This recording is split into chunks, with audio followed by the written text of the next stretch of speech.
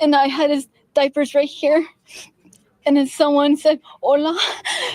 And I couldn't even turn, and I was just, I don't remember nothing. So have you guys heard yet about this missing baby, this baby that was allegedly kidnapped? At least that's what the parents are claiming. He's 7 months old, Emmanuel Haro. This is his mother, Rebecca, on the screen. And then I believe the father's name is Frank, something like that. When I first heard about it, this all dropped like on Friday. I text people, I said, this is the fakest thing I have seen since Susan Smith. Like, I've seen other fake parents like talking about these things, but this one right here is the absolute fakest that I have seen. If you guys remember Susan Smith, I'll show a clip of that in a second, but we're going to look. I want you to just, if you have not seen this, okay, this is supposed to be the day after her child allegedly was kidnapped from a parking lot. And the story makes no sense. The things that they're saying, the way they're speaking about the baby, just hold on to your hats and listen to this. I'm going to make myself a little smaller so you guys can see it fully. Let's start from the beginning here, because this is so ridiculous. I don't know how anybody would believe this woman. Missing in Yucaipa. The boy's mother, 7-month-old boy, reported missing in Yucaipa. The boy's mother claiming he was taken from a Yucaipa parking lot. Yeah, Inland Empire Bureau Chief Rob McMillan just spoke to the family, and he is live in Yucaipa with the latest. Rob. Well, not only is this family desperate to find out what happened out here, but so are detectives with the San Bernardino County Sheriff's Department, who have returned to the scene where a 7-month-old baby boy was reportedly kidnapped right out of this Big Five parking lot. Let's bring up his picture right now. This is 7-month-old Emmanuel Haro, one of 5 children in this family from Cabazon. I just want to pause here. Do you see how the baby, how he looks? The only photos they show is like this. Is there's like 3 photos they show. The baby's never smiling, interacting, playing. He's always kind of laying down, this glazed look in his eye. His eyes seem very wide set. From the beginning, a lot of people thought this baby was special needs. I personally I saw fetal alcohol syndrome, a touch of that. But then also now people are saying, even medical professionals or people who have worked in healthcare, they're saying possibly shaken baby syndrome. And if you go back and look at this, let's look at this one. Like these are the only photos they have of their child that they've put out. They don't have any cute photos, any baby, photo shoots, any family photos, nothing like that. Just him randomly laying around, looking very confused and drowsy. And just his eyes, the way they are. And the parents claim there's nothing wrong with him other than he's a little cross-eyed. But that's the only thing that's wrong with him. But this is a 7-month-old baby. But let's continue. I just wanted to point that out, that if you're reading how, I'm not by any ways disparaging this baby's looks, okay? I'm talking about this baby being abused, probably from the womb. And now just what he's looking like now, it looks like he was abused once he was born. In this family from Cabazon, reportedly kidnapped last night in Yucaipa. Now, his mom told me that they were here last night at a nearby football stadium in Yucaipa with the other kids playing youth football, and she had to run down here to Big Five to buy some equipment for her stepson, specifically a mouth guard. When she got here to the parking lot, she says that's when she noticed her 7-month-old's diaper needed to be changed. So she says she got out of her truck, went around to the back, and laid him down on the seat to change his diaper when she was attacked from behind. Now, we did speak with her a short time ago about what she says happened here in this parking lot last night, right around sunset. I got him out of the car seat, and I laid him down so I could get his diapers ready. And somebody said, hola, and that's all I remember. And I saw white. And a hearing sound, I fell on the floor, and I said, as I got up, I couldn't find my son. I checked all around my truck, and I ran into Big Five, and I asked the lady if she saw a baby or someone with a baby. She said no. It was a happy boy. He smiled. Mackenzie loved to kiss him. It was a healthy baby. He was crawling. He was kicking. He was playing with his toys. Whoever took our son, please give him back. Members of this community also. Okay. So you just saw that. Let me take it back to the mother. Did you hear what she said? She is basically, first of all, they're both speaking in past tense. They're saying he was multiple times saying he was a happy boy. He liked, and those are the words they're using. They have another interview as well I'm going to show, but they're already using past tense language. She's like, and then my baby, and then I was, this is a performance. There's no tears. There's no real crying. She's just gasping for air. To me, she looks nervous and scared more than she is worried about her 7-month-old baby being possibly kidnapped from this parking lot when she went to go change his diaper. Now, also what I want to point out is her bruise on her face. If you go back, let me play this part, which she says, and because I'm going to have to do multiple videos because there's a lot that goes on here. But listen to what the word she uses. I got him out of the car seat and I laid him down and so I could get his diapers ready. And somebody said, "Hola," and that's all I remember. And I saw white. And a hearing sound, I fell on the floor. And she fell on the floor. Someone said, "Hola," and then she fell on the floor. She's outside in a parking lot. She doesn't say that he hit her. He doesn't say that he did anything to her. Her back is turned to her from him. From behind, she hears "Hola," then she falls on the floor. Who says when they are hit by somebody or assaulted that you fell to the floor? First of all, it's the ground, it's the concrete, the parking lot, whatever. You say that he hit me, he punched me, he pushed me down into the ground, and I fell out, and that's how you describe it. No one says I fell to the floor, and you don't use the word fell. You say you were pushed, you were knocked, you were hit, you were thrown. Something. Those are the words you use. Okay, if you don't pay attention to the language, it'll kind of escape you. But no one uses that language to describe being assaulted in a parking lot from behind. And then this whole thing where this guy comes up and says "Hola." That's what he says. And then he just, from behind, you don't hear or see anything. He says "Hola," and then you fall to the ground. Then everything goes white. If you black out, it literally turns black, not white. And then she runs into the store, and this is what she says.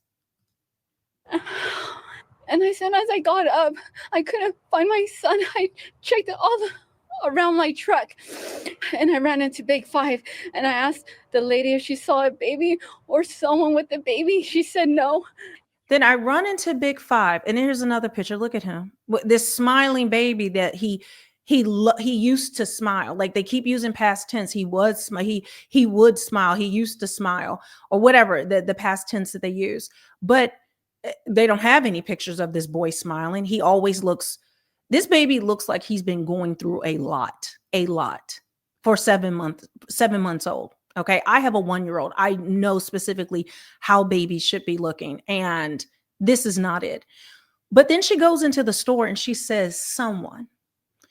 I asked the lady, "Someone, have you seen a baby or someone with a baby? Why wouldn't you describe a man who had your baby? Anything. And then why would this person who allegedly kidnapped your son run into the store with said baby that was kidnapped?" It makes no sense that the way she's describing this at all. Like, someone. And then she's, and then I was, okay. So this is where things, as soon as I saw her, and then I saw the father. Let's get back to the father so you can see how fake he was. He was a happy boy. He was a happy boy. He smiled. He smiled. Mackenzie loved to kiss him. He was a healthy baby. He was crawling. He was kicking. He was playing with his toys. He was crawling. He was kicking. Was loved. Okay, smiled. They're using all past tense language. And then look at the father here. The father here, no emotion at all. Just Really, really no pleading for their child at all, pleading for their safety. They're not like distraught in any kind of way, just describing these events, describing how he used to be. And but if your child, your baby is missing, this is what you look like. These are the things you're saying. If your child was kidnapped, your baby was kidnapped. No, ma'am. No. Took our son.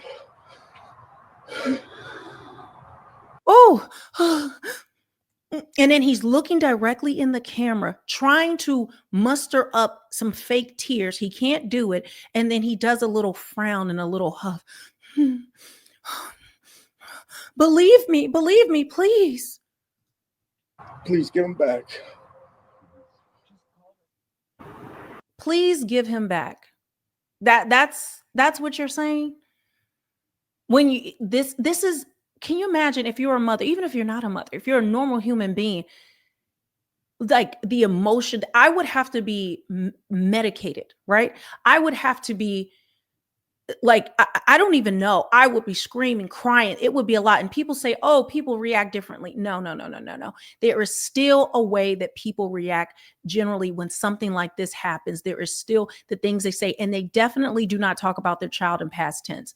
Now, something I meant to talk about, I think I started to, that I got distracted. She doesn't say that she was punched, right? But she has this black eye. So the assumption is that, oh, okay, well, that's how she fell to the floor, because he must have hit her. But guys, that's a bruise that's healing. That's a bruise that's a few days old. That is not a fresh bruise that's on her eye. If this happened, this interview was given not even 24 hours later of when this supposedly happened, her eye would be red, the actual eye, okay? It would be swollen. It would not have this dark bruising like this where it's healed. That the eye would actually have more swelling. It would look more puffy. The darkness would be starting to come in. On this, you can see the darkness is going away. This is a bruise that is finally healing. So where if you were hit to the ground or you fell to the ground, and we're going to just assume some guy knocked you out, hit you, did something, where's the lacerations? Where are the real bruises? Because that black eye is not from last night. That's not from the night before when this happened. That's from something else, most likely your husband who hit you. And we're going to get into her husband, who is a child abuser, who is actually being convicted as a child abuser. When you look at that right there, what she's trying to use, I think, this black eye to show that, yes, she really got hit or something happened. No. That's old. So where are the bruises? Where are the lacerations? Where are the things from last night when your child was allegedly kidnapped during this time? It's not making sense. So now I want to show you another part of the interview, and then the grandmother. So this is the mother of Rebecca. Okay, so the mother of the missing child. So her grandchild is missing. I just want you just to drive this home. Like I said, I'm going to have to do this in multiple parts because there's a lot to cover. And I want to show you also the Susan Smith clip, and then we're going to walk you through the father's charges, what happened with the mother's brother. Okay, so there is just so much to this family that's ridiculous. This baby is gone. An update now on a developing story. The grandmother of a 7-month-old boy reportedly kidnapped, making a desperate plea for his return. The boy's family says he was taken from a store in Yucaipa after his mother was allegedly attacked. KKL News reporter Nicole Comstock is live in Yucaipa talking to the child's heartbroken loved ones. Nicole? Well, Pat, this story has so many people here in town so worried about what happened to this little boy, including his own grandmother. Now, tonight she told me that her daughter tried for years and years to have this little boy, that she loves him very much and has always been very cautious with him. So she thinks investigators are wasting time questioning her. If you have my grandson, please give it to his mom. She's going crazy. Please. If you have my grandson, give it to his mom. That's what a grandmother says. They describe the baby as it, and the parents, the father specifically calls it in another interview, but give it to his mom. Not, please bring my grandbaby home. Please bring our baby home. None of that. No. Give it to his mom, not my daughter. His mom? That's normal to you guys? No. Please have mercy on her. Mary Boyce-Housen is worried sick about her You hear that? Have mercy on her. She's worried because people are questioning this story because as soon as it came out, it made no sense. And now she's saying, give it to his mom. Have mercy on her. Why are you questioning her? Have mercy, everybody, on her. Not my grandbaby.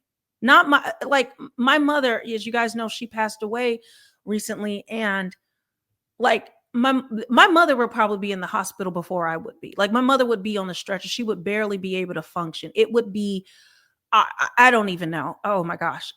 She would just be crying about her kids, her baby, that's what, and I know everybody's grandparents aren't the same. Everybody's parents aren't the same, but this is still very strange. She would not be saying, have mercy on me. Whatever happens, her grandbabies would come first over me. Yes. Okay.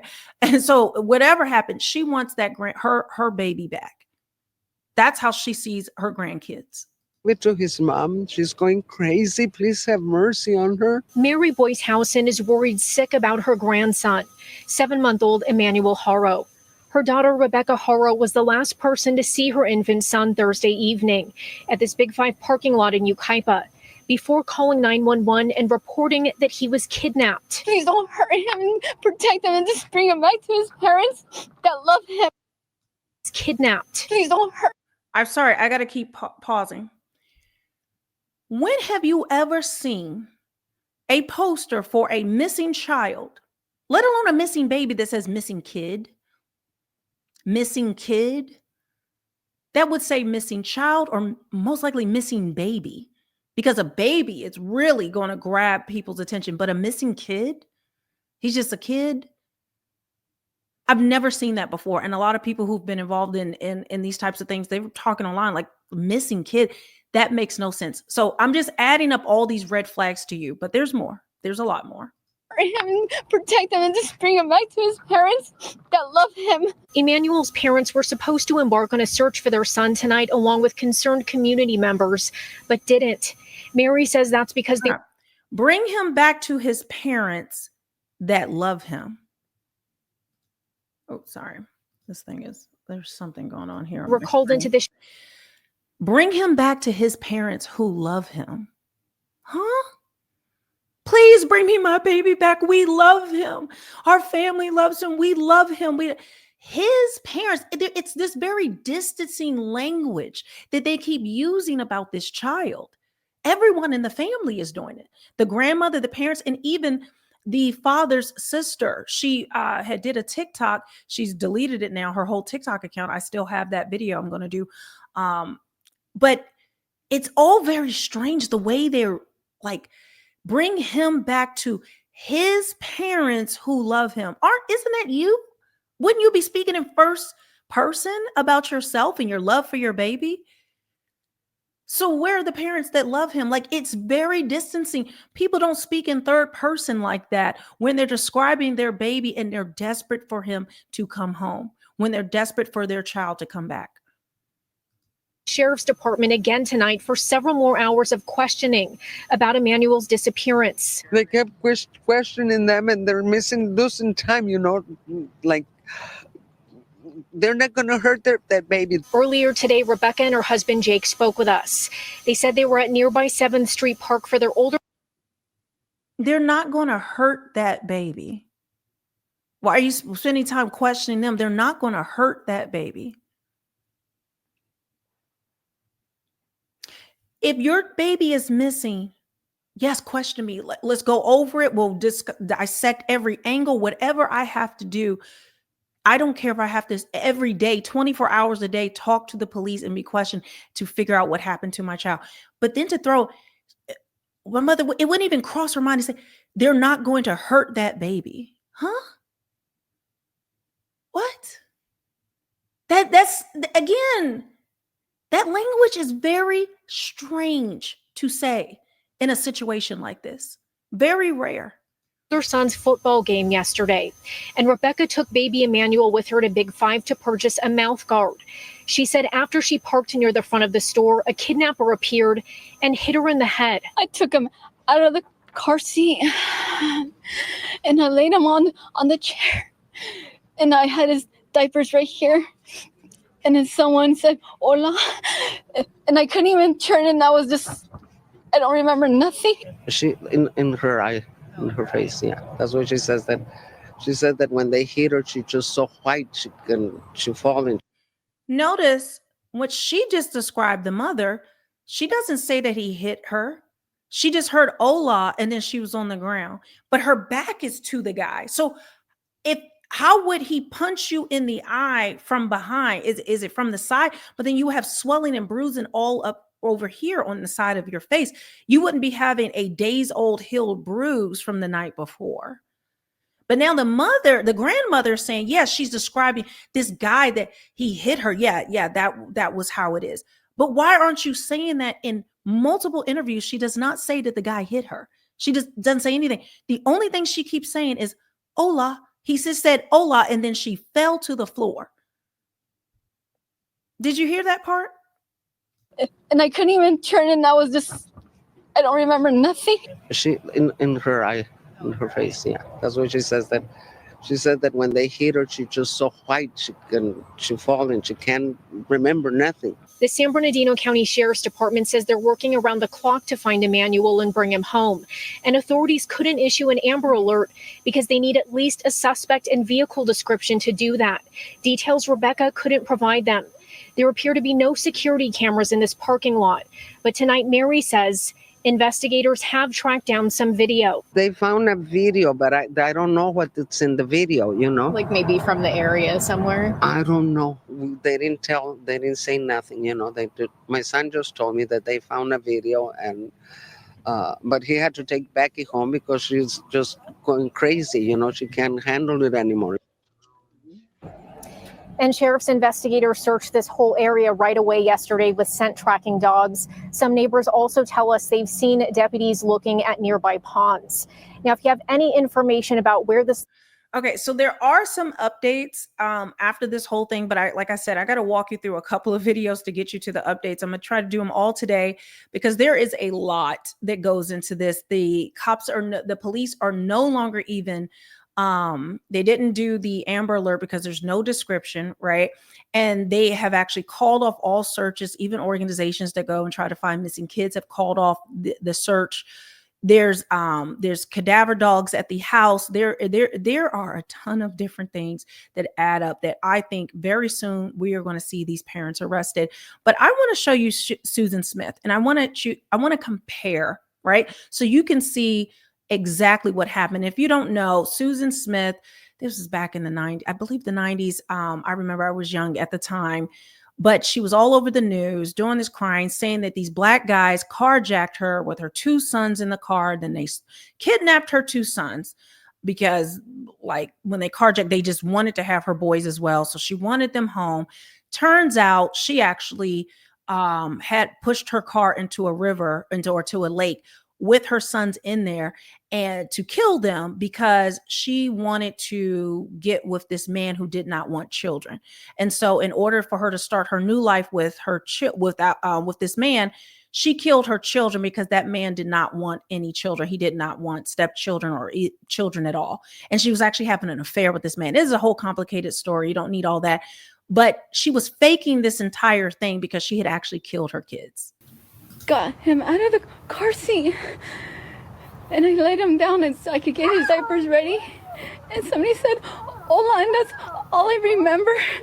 And I saw white, and the hearing sound, I fell on the floor, and I said as I got up I couldn't find my son. I checked around my truck, and I ran into Big 5, and I asked the lady if she saw a baby or someone with a baby. She said no.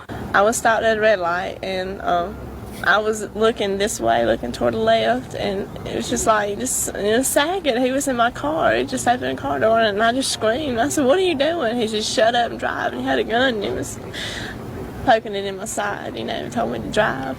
And so I drove, and I was trying to ask him one time, why, what do you want?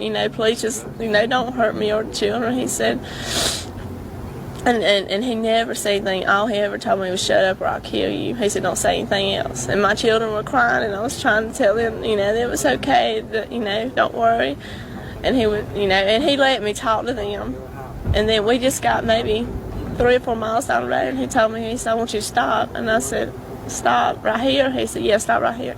And it was just in the middle of the road. I mean, and I stopped, and he told me to get out. And I was in the driver's side, he was in the passenger side. And so as I opened the door, I said, I'm going to get my children before I go. So you just saw that, right? You saw, like, and I will actually give Susan Smith a better acting award, because at least she wasn't doing all this hyperventilating and, this woman trying to fake emotions with absolutely no tears, with this healed bruise on her eye.